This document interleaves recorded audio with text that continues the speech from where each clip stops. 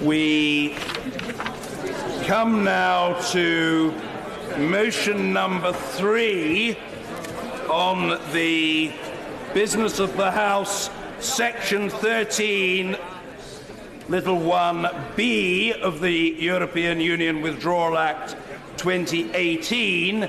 I inform the House that I have selected amendments E, A, B and C in the name of the Honourable Gentleman, the member for Eltham, and Amendment D in the name of the Right Honourable and Learned Gentleman, the member for Beaconsfield. To move the motion, I call the Leader of the House, Andrea Leadsom. I beg to move the motion standing in the Prime Minister's name on the order paper. Mr. Speaker, I intend to speak only briefly so as not to detain the House from beginning the historic debate ahead of us. I apologise for interrupting the Leader, who is absolutely ready to proceed, and I know that the Leader has indicated that she wants to speak only briefly in the interest of facilitating the House, but I think it would be a courtesy to the Leader if members who are exiting the chamber were to do so quickly and quietly. I espy a couple of members engaged in animated conversation, which I'm sure is of enormous and consuming interest to the Honourable Gentleman, member for Liverpool West Derby, and the Honourable member for Enfield North, but that conversation could usefully be conducted elsewhere. And I'm playing for time here and trying to hush the House up so that the Leader is accorded the respectful hearing that she should have. The Leader of the House, Andrea Leadsom. Thank you, Mr. Speaker. I believe that the Prime Minister's negotiation delivers on the Brexit priorities that this country voted for, and the debate and the vote ahead of us are the next crucial steps we must take to make sure we deliver on the whole of the referendum and in the best interests of the United Kingdom. The Prime Minister's proposal delivers on all of those things that those who voted to leave the European Union were looking for, Mr. Speaker. That means we are taking back control of our borders, our laws and our money. We are leaving the common agricultural policy and leaving the common fisheries policy. And importantly, the United Kingdom will be able to undertake free trade agreements with the rest of the world, which in many places is growing far faster than economies in the European Union. At the same time, the Prime Minister's proposal seeks to ensure that we continue with a deep and special relationship with our EU friends and neighbours, not only for economic trade, but also in security and in other areas that are of great value to all of our nations. Mr. Speaker, this has been a challenging journey, and compromises have had to be made on all sides. However, two things are certain. First, that the Prime Minister's deal is the only deal on the table. And second, that it means we will leave the European Union on the 29th of March 2019. On a point of frustration. Point of order, Mr. Kevin Brennan. Do with the business of the House. Well, I think I'm most grateful to the Honourable Gentleman. I think that the Leader of the House is providing the context for what she intends to say. But the Honourable Lady for Great Grimsby is in an animated state and expressing through wild gesticulation her dissatisfaction with that state of affairs. But I think a modest forbearance would be seemly. The Leader of the House. Well, I'm very grateful to you, Mr. Speaker, for allowing me to set the context. Think of it as perhaps an introduction. So, I believe that the withdrawal agreement and political declaration offer the route to a good future relationship with our European friends and neighbours, and therefore I believe we must support the deal and continue our efforts to deliver on the will of the people of the United Kingdom. So before my right honourable friend opens the meaningful vote debate itself, this motion first seeks to set the framework within which that debate will take place.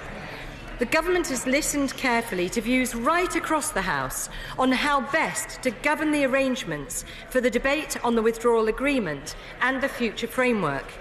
I'm grateful to colleagues on all sides for the collaborative discussions that have taken place in advance of tabling the motion on the order paper today. I'm also very grateful for the contributions of the select committees of this House, whose views and recommendations have been insightful indeed. And I pay particular tribute to the Exiting the European Union Committee, chaired by the Right Honourable Member for Leeds Central, and the Procedure Committee, chaired by my honourable friend, the Member for Broxbourne, on the procedure in the House that ought to apply to this unique debate. The Government has carefully considered the Procedure Committee's recommendations in bringing forward today's Business of the House motion. I hope that the House agrees that the motion on the order paper today is reflective of the vast majority of recommendations in that report. The parameters for this debate will enable what the committee itself called a momentous decision for Parliament and for the country. It's absolutely vital that we make sure the substantive issues are properly debated so that members of the House can take an informed decision in the national interest. To turn briefly to the amendments in the name of the Honourable Member for Eltham, I would gently say to the Honourable Member and to the House that the motion in the Prime Minister's name, as tabled, provides for a full 5 days of debate, as recommended by the Exiting the European Union Committee and the Procedure Committee, following their consultations and evidence taken across the House on what provision should best govern proceedings. The time frame being provided strikes the optimal balance between ensuring full and proper scrutiny and debate on such an important decision and vote, and allowing the time for the legislation that will give effect to that decision to pass through Parliament by the 29th of March 2019.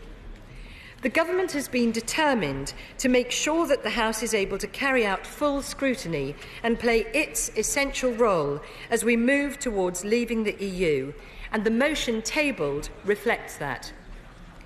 Should the House agree the Business of the House motion today, the 5 days of debate ahead of us build upon the many important opportunities the House has had to consider EU exit so far. We have had 37 days of debate as Parliament agreed the EU Withdrawal Act. There have been regular statements and opportunities to question ministers, including over 10 hours at the dispatch box by my right honourable friend the Prime Minister in just the last 12 sitting days alone. Committees of this House are carrying out invaluable scrutiny, and the Government has scheduled a number of valuable general debates, including the debate on legislating for the withdrawal agreement that took place on the 10th of September. Turning to the amendment tabled by my right honourable and learned friend, the member for Beaconsfield and others, this amendment would have the effect of making any future motions tabled under Section 13 of the EU Withdrawal Act amendable under House procedures. I recognise the desire of honourable members to ensure that their views are fully expressed if the vote on the deal does not pass. However, I would encourage members at this stage to focus on the matter at hand. I would gently suggest that now is not the time to preempt whether or not further motions under Section 13 may be required. As such, I would encourage members not to press this amendment to a vote. Mr. Speaker, I hope that all members across this House will agree the motion before us. If we can do so quickly, we can then move on to the vital debate that precedes the meaningful vote itself, which takes place next week on the 11th of December. I commend this motion to the House. Yeah. The question is as on the order paper. Valerie Vaz. Thank you, Mr. Speaker. And can I thank the Leader of the House and acknowledge that she has been in the chamber since lunchtime, and so I hope she does get a chance to get a break. Mr. Speaker, I don't intend to detain the House long on this matter. The opposition are supportive of the business motion and have agreed it. We are glad that the Government has seen sense and that the motion accepts that this House will deal with the amendments in the usual way before the main motion. We welcome the fact that the Government have accepted the recommendations of the Procedure Committee and I would like to put on record our thanks to them for their report. Her Majesty's opposition, the Labour Party, will support the amendment in the name of the Right Honourable Member for Beaconsfield and other Right Honourable and Honourable Members. There is an important principle here. The Government are accountable to Parliament. At every stage in this process, the Government have sought to prevent Parliament from having a meaningful say on how this country approaches the withdrawal from the EU. The Prime Minister has sought to sideline Parliament, but this amendment would simply ensure that Parliament is given another meaningful say if the Government lose on Tuesday next week. No true Democrat and parliamentarian could vote other than in favour of that amendment. We support the motion. Thank you. Mr. Dominic Grieve. Thank you, Mr. Speaker. I too wish, first of all, to pay thanks to the Government for having listened to the Procedure Committee and for the engagement it had with the Procedure Committee over how this debate should be conducted. And on that, I have nothing further to add. But the House will recall that back in June, issues arose about how the House should proceed in the event of the Government motion being rejected. And at that time, my Right Honourable friend, the Prime Minister, represented to me that if the motions were to be made amendable, the motions to be considered thereafter, it would in some way interfere with her ability to negotiate, which was why, having reflected on her view, I took the decision to vote against my own amendment when it was presented to this House, because I listened to what she had to say to me. But the reality remains that we have an unsatisfactory procedure to resolve differences of opinion in this House if, and obviously it's an if, we come to a point where the Government does not succeed on its motion. And the opportunity exists this afternoon to cure that anomaly. And as was so rightly said by the Speaker for the Opposition, it is contrary to all sensible practice, and I have to say slightly disrespectful of the role of this House, that we should end up with a situation in which we have unamendable motions for consideration at a time when the Parliament ought to be fully focused on trying to find means of resolving outstanding issues. And it's for that reason, Mr. Speaker, that I put forward this amendment, which would, in very simple terms, cure that problem and provide reassurance, even before we start on these really important debates, that whatever the outcome next week, we have a means of continuing the debate thereafter if we need to, in a way that must be in conformity with what any right-thinking member of this House would think to be the proper procedure and process to adopt. And for that reason, I'm very grateful to my many honourable and right honourable friends who've indicated their support for this, also for those many right honourable and honourable members on the opposition benches who have done likewise. And I don't wish to take up time, but I give way briefly to the honourable lady. I'm most grateful to the right honourable gentleman for giving way. When he came to the Procedure Committee, he proposed freestanding resolutions alongside the Government's motion. Would he like to clarify now that his amendment is not proposing that process, but is rather proposing something which would be an expression of will rather than an expression of opinion of this House? I'm very happy to do so. She may remember that when I came before the Procedure Committee on the main business we're looking at on this business motion, I tried to be as conciliatory as possible as to find a way through. I'm delighted that, in fact, the Government accepted the first principle of having amendable motions. The purpose of this amendment is to ensure that if we don't resolve this issue next week, that there will be further amendable motions to be considered under the programme laid out in Section 13 of the Act. I give way briefly. I'm very grateful to my right honourable friend for giving way, but is he not attempting, under his amendment to the business of the House motion, to effectively amend primary legislation? Most certainly not. We have just had, in the last few hours, an example of an assertion of parliamentary sovereignty, which I understand to be dear to many members on this side of the House and elsewhere.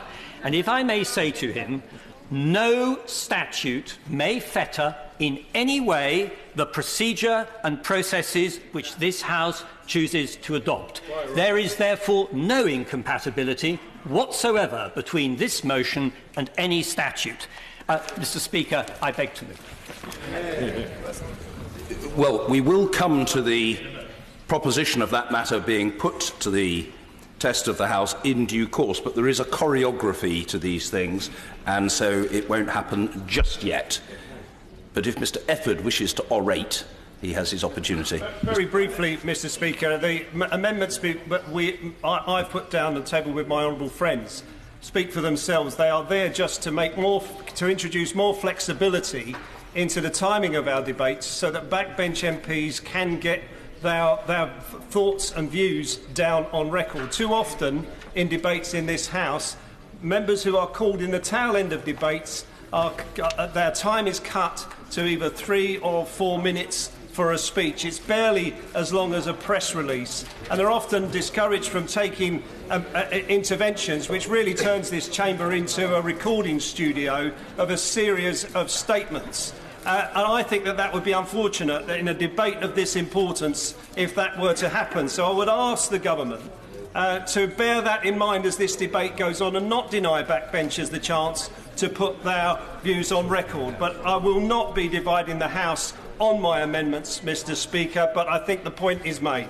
I'm grateful to the honourable gentleman who's made his intentions clear. Sir Oliver Letwin.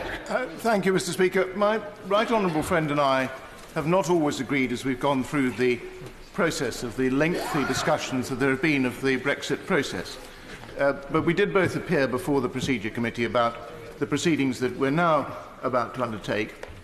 And when he and I and others came to discuss the effects of Section 13, in which many of us were involved in trying to find compromises that would make it all workable, it became clear that there is a significant issue. And I want to explain to those of my honourable friends and those on other benches who may think that this is an abstruse amendment just why it is actually utterly critical, or may become utterly critical, to the future of our country. Mr. Speaker, in Section 13(8) of the Withdrawal Act, it specifies that if by the 21st of January, whoever is then the Prime Minister of whatever is then the government, and I hope it will be the current Prime Minister of the current government, may be compelled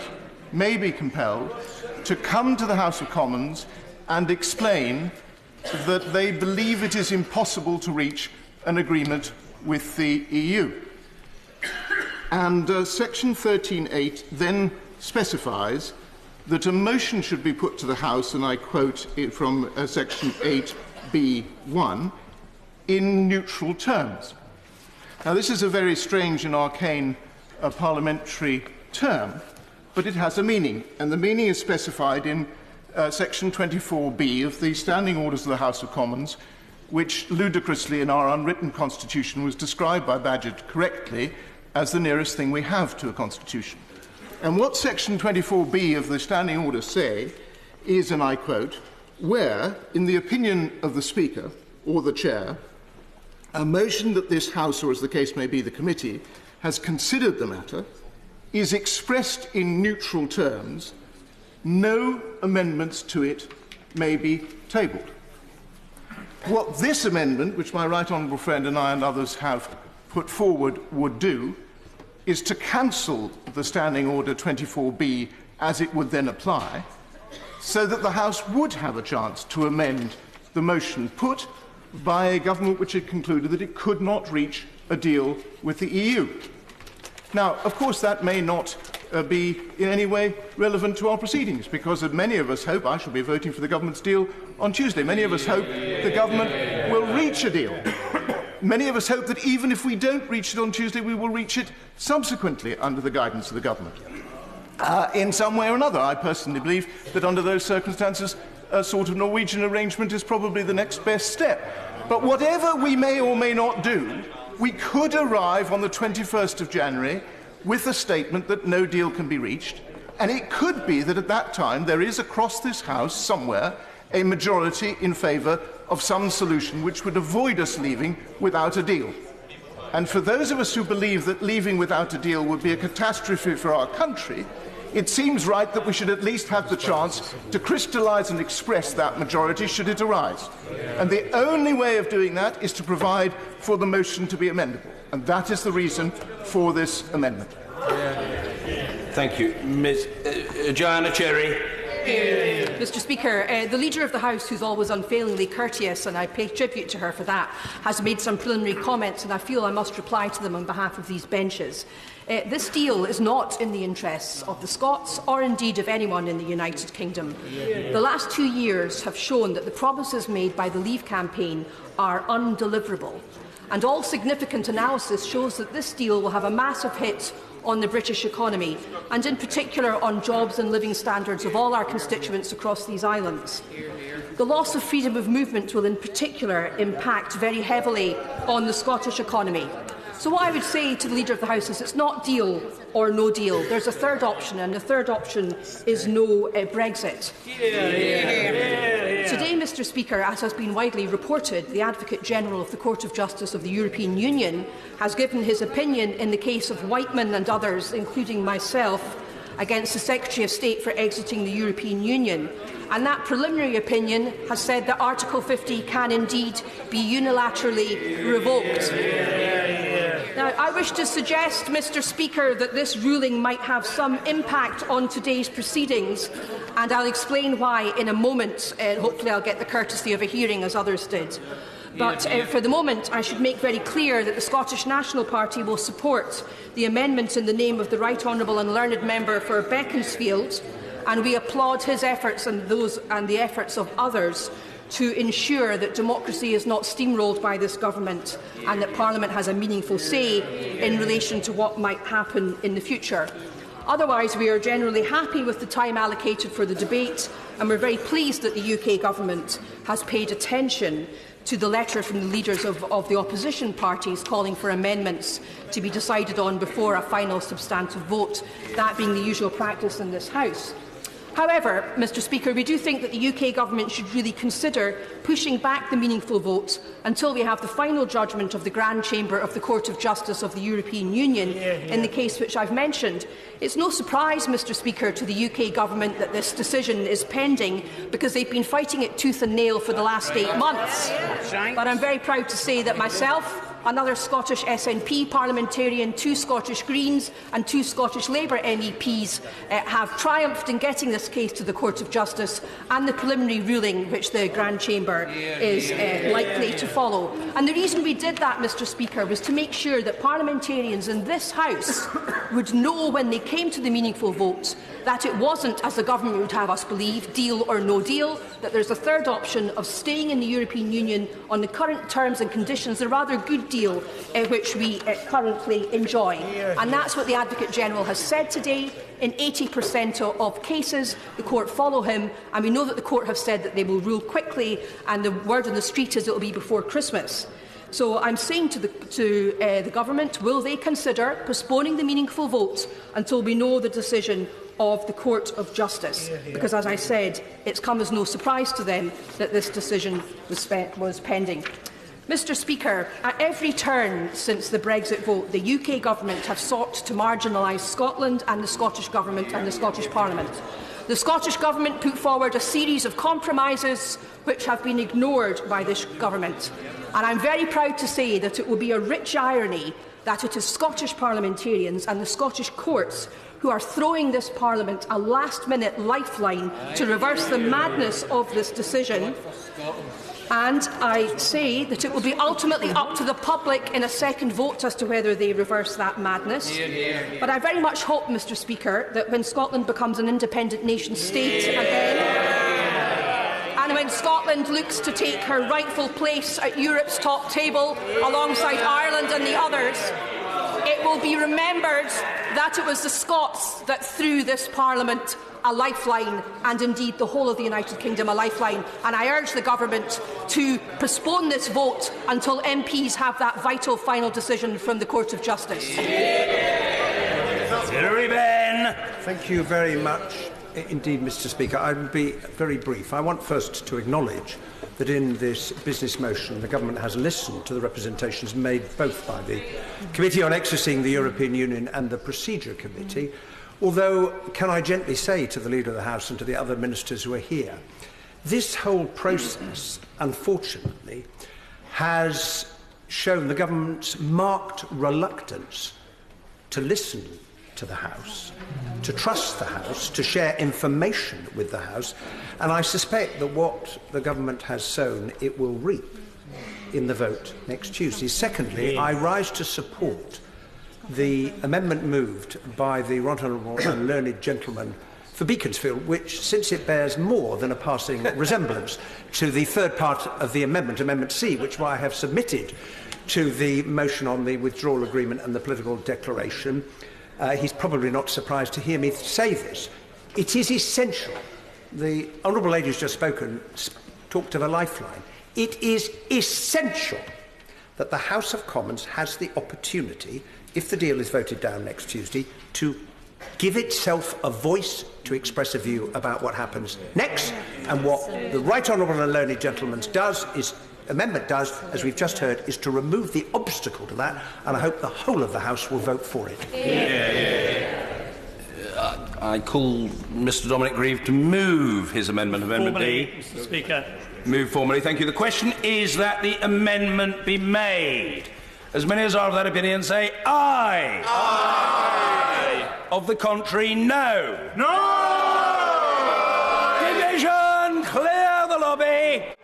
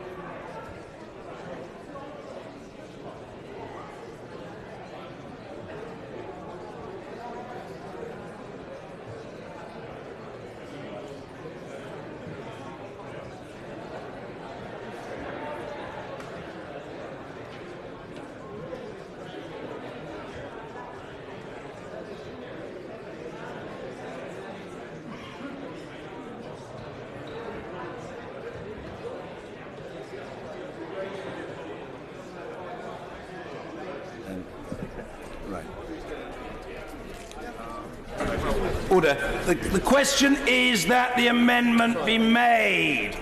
As many as are of that opinion say aye. Aye. Of the contrary, no.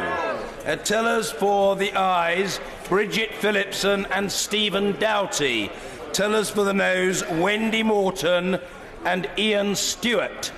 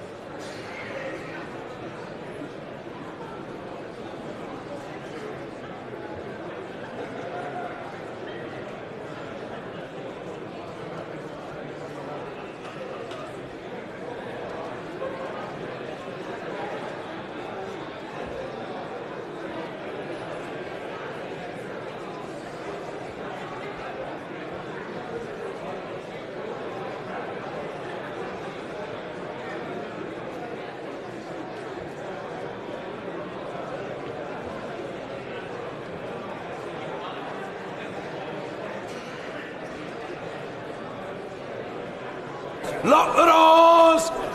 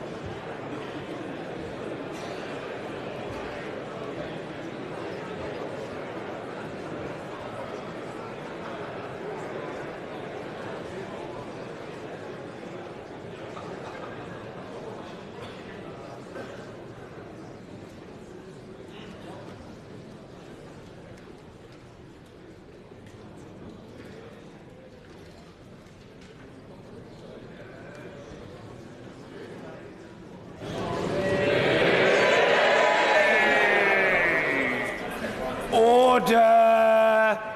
Order! The ayes to the right, 321.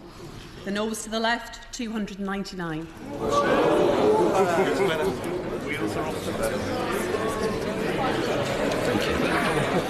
The ayes to the right, 321. The noes to the left, 299. So the ayes have it. The ayes have it. Unlock. Order. The question is the main question as amended. As many as are of that opinion say aye. Aye. Of the contrary, no. I think the ayes have it. The ayes have it. Order. We now come to motion number 4 on section 13(1)(b) of the European Union Withdrawal Act 2018. To move the motion, I call the Prime Minister. Mr. Speaker, I beg to move the motion on the order paper in my name and those of my right honourable friends. At the start of 5 days of debate that will set the course our country takes for decades to come, it is worth taking a moment to reflect on how we got here. When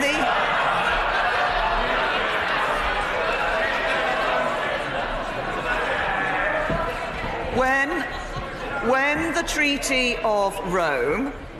Treaty of Rome was signed in 1957, the United Kingdom stood apart. It was 15 years later, at the third attempt, that we joined what was then the European Economic Community. Ever since then, our membership has been a contested matter. In the first referendum in 1975, the British people voted to stay in, but almost a third of those who voted wanted to leave. Indeed, there are those in this chamber who campaigned to leave at that time.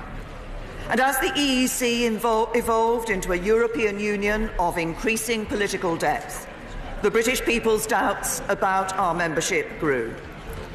Ultimately, membership of any union that involves the pooling of sovereignty can only be sustained with the consent of the people. In the referendum of 2016, the biggest democratic exercise in our history, the British public withdrew that consent. They confirmed. The Honourable Lady has lost in the Supreme Court. The Honourable Lady has lost in the European courts. And today the Honourable Lady has lost in this House. I hope the Honourable Lady will not compound that by opposing a Section 30 for Scotland when the Scottish Government wants it. Her history of opposition is not a good one, and she should respect the democracy she's talking about. It applies to Scotland too, Prime Minister.